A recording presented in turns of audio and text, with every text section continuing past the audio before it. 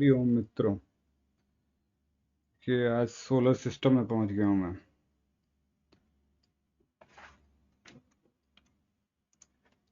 ये मुझे जो है अच्छा लगा पिक्चर। तो मैंने कहा इसको जो है बैकग्राउंड बनाना चाहिए। सूर्य सूर्य के चक्कर लगाते हुए बाकी ग्रह, मंगल, बृहस्पति, पृथ्वी, शनि। पृथ्वी इधर दिख रही है आप, छोटी सी। वो जुपिटर है ऊपर, जिसमें छल्ला बना हुआ है। बहुत ही शानदार चित्र लगा मुझे, जिसने भी बनाया है। अंतरिक्ष में कहते हैं ओम की ध्वनि जो है गूंजती रहती है वहां पर। सोलर सिस्टम के बारे में एक चीज मैं आपको बता दूं, अभी आता हूं अपने शेयर के टॉपिक पे, स्टॉक के। कि हम लोग समझते थे कि सूरज एक जगह स्थिर है और सारे ग्रह उसके चक्कर लगा रहे हैं। तो ये बात तो सच है कि सूर्य के चारों ओर ग्रह चक्कर लगा रहे हैं, लेकिन सूर्य एक जगह स्थिर नहीं है। सूर्य दौड़ रहा है अंतरिक्ष में, और उसके अंदर जो आग पैदा होती रहती है, वो बीच बीच में जो भी कुछ उसे खाने को मिलता रहता है, जिस रास्ते से गुजरता है, रास्ते में जो भी कुछ मिलता है उसको निगलता रहता है। वो चाहे ग्रह हो या स्टोन्स हों, जो भी कुछ उसे मिल जाता है, उसी से उसके अंदर जलने की एनर्जी पैदा होती रहती है, ऊर्जा मिलती रहती है उसको। तो वो भाग रहा है और उसी के चारों ओर हम लोग के ग्रह भी अंतरिक्ष में भाग रहे हैं,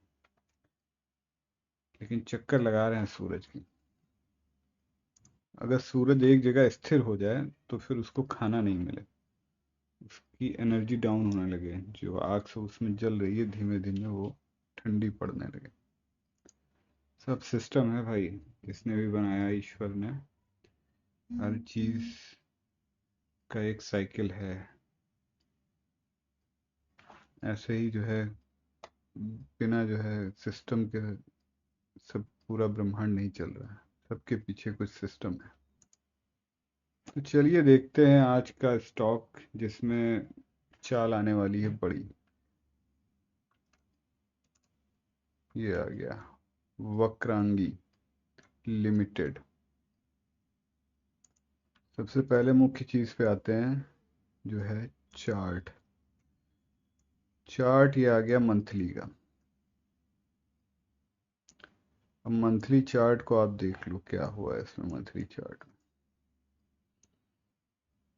2006 से धीमे धीमे प्राइस ऊपर गया। हाई बनाया इसने करीब 450 रुपये का। इस 450 का बनाया, कितना बनाया है, हाँ 435 रुपये का। वहां से फिर ये मुझे लगता है शायद प्रमोटरों ने खरीदारी की है।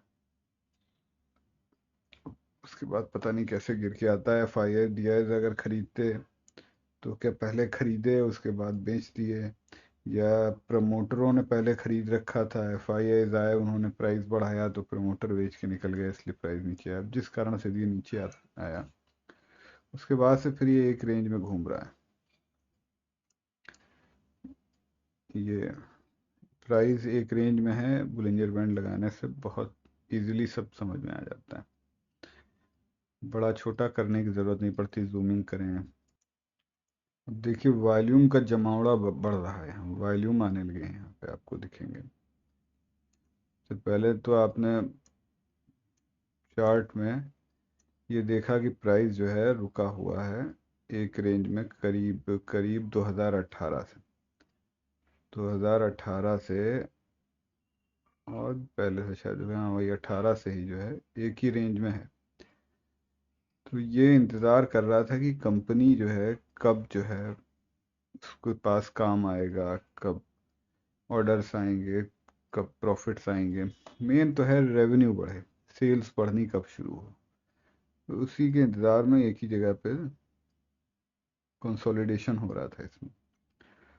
अभी जो है कुछ इस कंपनी को, इसका मतलब इसके पास बिजनेस आने लगा है। यहाँ से वॉल्यूम अभी बढ़ गया है, आप देखोगे ये वॉल्यूम बढ़ा।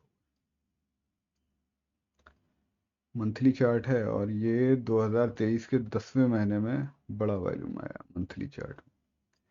यहाँ से दिख गया कि एफआईआईज आ गए, म्यूचुअल फंड, एफआई, डीआईज, बड़े लोग जो है आ चुके हैं। उसके बाद अब देखिए ये ऑसिलेटर क्या कहते हैं। देखिए ये जो यहाँ सब लगे हुए हैं, जो नक्शे पे, चार्ट पे जो कुछ लगे रहते हैं वो कहलाते हैं इंडिकेटर, और जो नीचे लगे होते हैं वो होते हैं सब ऑसिलेटर्स। तो ऑसिलेटर में मंथली चार्ट में देखिए डाइवर्जन आ गया यहाँ पर, ये स्टोकेस्टिक डाइवर्जन और निचले हिस्से पे मंथली चार्ट में। फिर आ गया एमएसीडी डाइवर्जन, इसमें भी दो डाइवर्जन्स बन रहे हैं। ये दो डाइवर्जन्स हैं, बता रहे हैं कि जल्द ही जो अप ट्रेंड शुरू होगा तो काफ़ी ऊपर जाएगा। ये जो 450 का प्राइस है इसके भी ऊपर निकल जाएगा, 800 पे जाके रुकेगा, 800 1000 के भाव पे पहुंचेगा, लेकिन लेके रखना पड़ेगा। यहाँ पे भी क्रॉसओवर भी दिख रहा है, और यहाँ पे ये जो हिस्टोग्राम है वो सब ड्राई हो गए हैं। हिस्टोग्राम ड्राई होना ये बता रहा है कि कंसोलिडेशन हो रहा है, और यहाँ से शेयर एक साइड को फटेगा, ऊपर फटेगा नीचे फटेगा, वो डाइवर्जन ने क्लियर कर दिया। फिर आरएसआई आया, आरएसआई भी हल्के से सीधे फ्लैट डाइवर्जेंस बता रहा है कि आरएसआई की स्ट्रेंथ अच्छी हुई है, पहले से बढ़ी है। और ये आपका तो अभी डेली चार्ट पे देखा जाएगा, एडीएक्स भी डेली पे।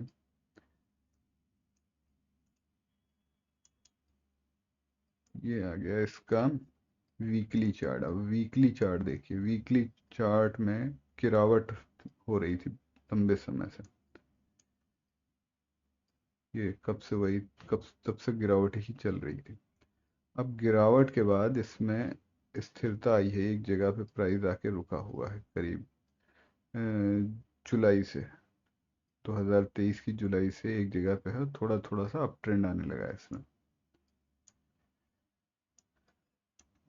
यहाँ पे भी वीकली में भी है डाइवर्जेंस, यहाँ पे भी हैं ये सब इंडिकेटर्स, ऑसिलेटर्स, सब कुछ जो है। और अभी यहाँ पे दिख रहा है कि डाउन ट्रेंड में है अभी प्राइस, 200 मूविंग एवरेज ऊपर है, वीकली चार्ट है ये। अब आते हैं डेली पे। अब डेली पे देखेंगे आप तो इसमें गोल्डन क्रॉसओवर हो गया है। इसमें पीली जो लाइन है ये जो है नीली को काट चुकी है, ये यहाँ पे काट रही है, आपको दिखेगा। ब्लू लाइन को येलो लाइन ने क्रॉस कर दिया, और इसमें आपको दिखेगा कि पीली लाइन जो है राइजिंग हो रही है, मूविंग एवरेज ऊपर बढ़ रहे हैं सभी कुछ। 20 मूविंग एवरेज भी ऊपर जा रहा है, बुलिंजर बैंड भी पूरा ऊपर जा रहा है, ऊपर जाता दिख रहा है। अभी बिल्कुल निचले स्तर पे 200 के मूविंग एवरेज के पास चल रही है, 200 पे आके प्राइस घूम रहा है। जिसको ऊपर जाना होता है 200 पे जाके रुक जाता है, अगर कंपनी ठीक होती है तो।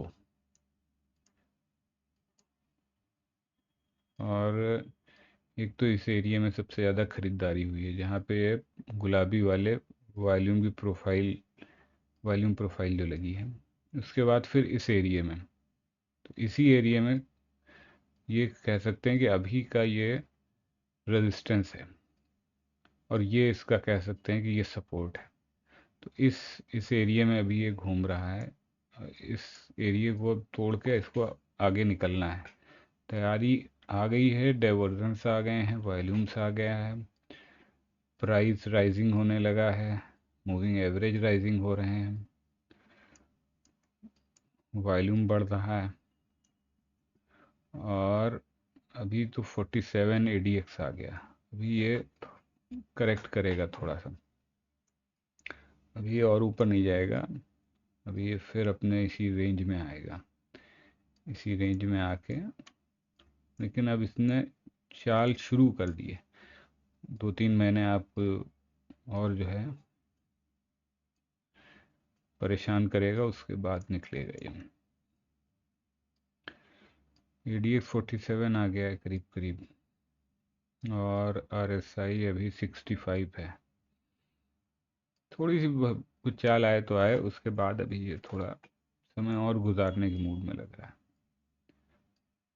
लंबा समय नहीं गुजारेगा, थोड़े दिन का समय लेगा अभी।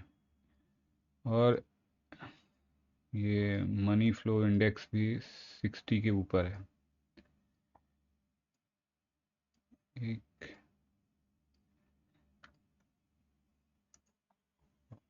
और ये एम फ्लो जो है, ये जब तक 80 क्रॉस नहीं करेगा तब तक अभी ट्रेंड अभी शुरू नहीं होगा इसमें। थोड़ा पहले ही एंट्री बनाने से फ़ायदा रहता है। अब आगे तो चाहे फंडामेंटल देखें या ना देखें, सब चार्ट ने खुद ही सब बता दिया है। लेकिन देख लेते हैं फंडामेंटल भी, पहले डिलीवरी देख लेते हैं।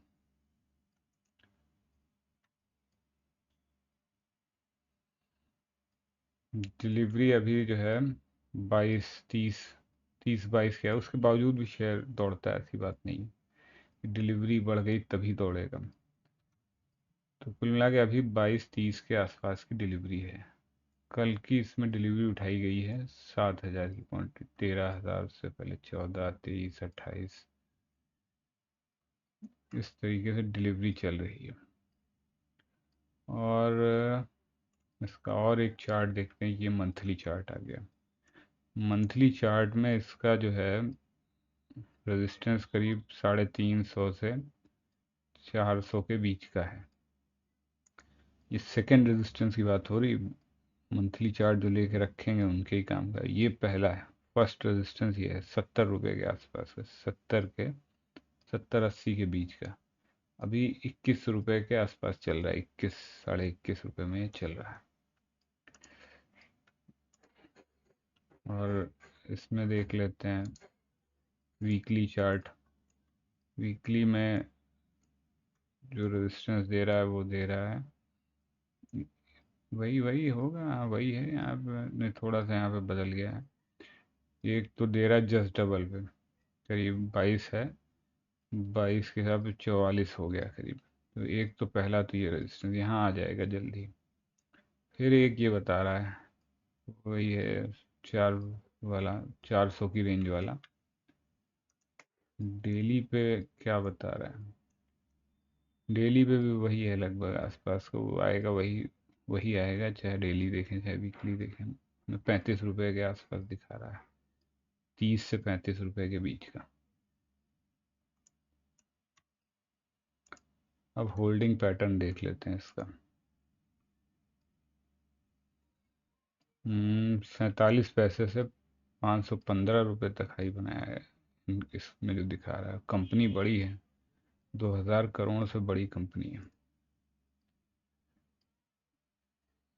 FIIs हैं, ये 42% है प्रमोटर के पास। म्यूचुअल फंड कुछ लिए बैठे हैं, अभी नहीं खरीद रहे हैं।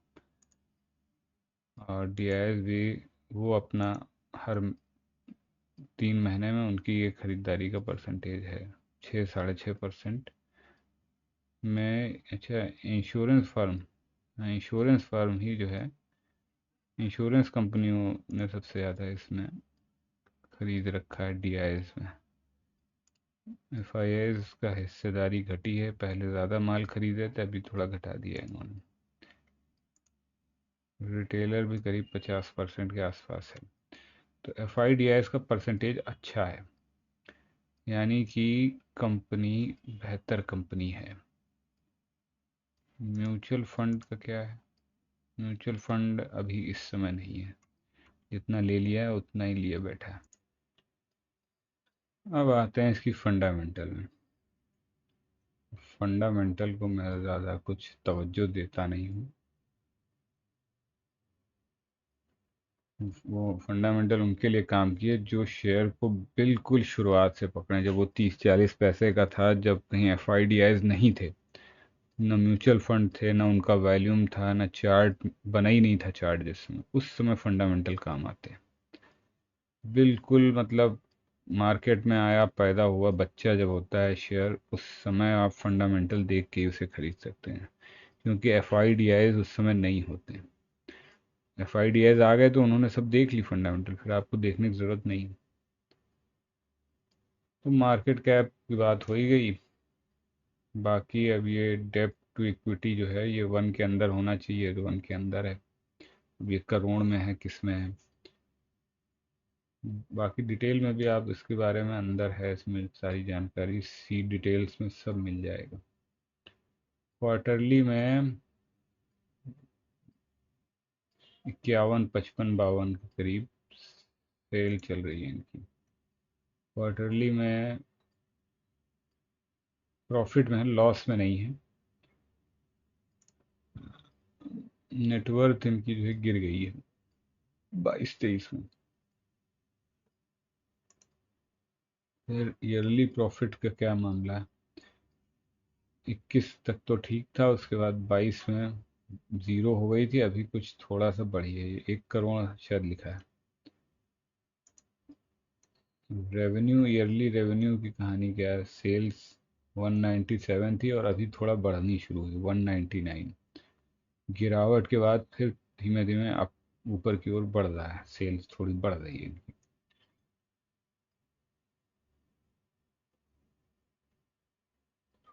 Focus to financial, social and digital reasons customer to operate and asset light chassis based business model better and need to।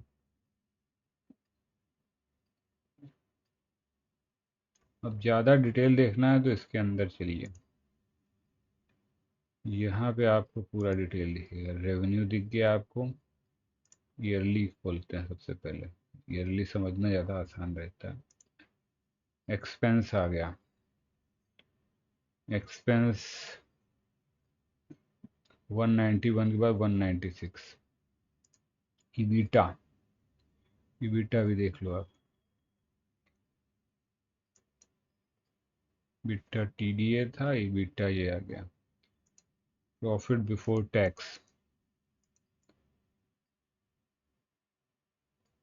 2 crore 68 lakh, net profit 1 crore रुपए, कमाई हुई करीब 2.5 करोड़ की, और टैक्स वैक्स देने के बाद बचा 1 करोड़ रुपया 2023 में। ऑपरेटिंग प्रॉफिट मार्जिन, वो इसका चार्ट अवेलेबल नहीं है, सिर्फ लिखा हुआ है।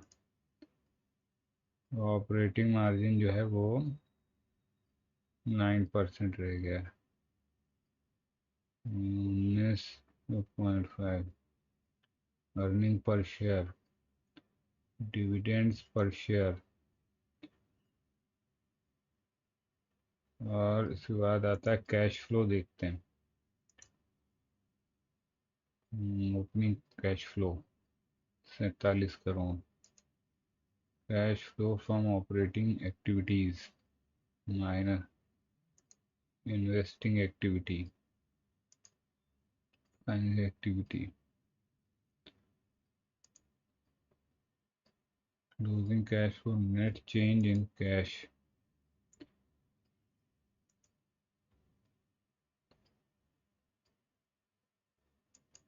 Date to equity, book value, book value इसकी है 1 रुपये 17 पैसे।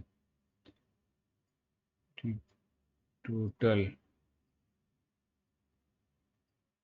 प्रिफर्ड स्टॉक, अब ये फंडामेंटल तो मुझे सीखनी पड़ेगी, मुझे इसकी ज़रूरत पड़ती नहीं है, इसका भी एक अलग कोर्स होता है ये, क्योंकि फंडामेंटल कुछ खास ऐसा काम नहीं करती। ये झुनझुनवाला का भी कहना है, जो बेचारे अब नहीं रहे, क्योंकि जो एफ आई डी आईज खरीदारी करते हैं ना, वो बहुत डीप में उनके पास नॉलेज होती है, कंपनी के अंदर तक अभी क्या चल रहा है, उनके पास सबसे लेटेस्ट फंडामेंटल्स होते हैं।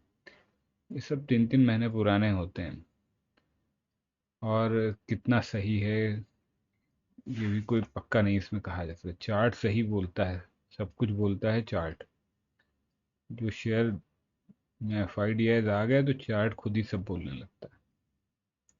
कुल मिला के कंपनी में शुरुआत हो गई है ऊपर जाने के लिए।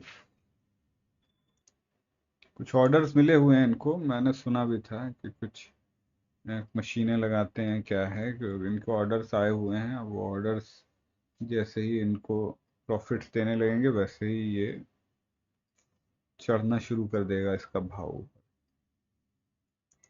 अच्छी कंपनी है, मजबूत कंपनी है, इसमें पैसा लगाने में कोई ऐसा पेनी स्टॉक वाला रिस्क भी नहीं, इसको लेके रखा जा सकता है और आपका पैसा जल्द ही ये डबल करेगा।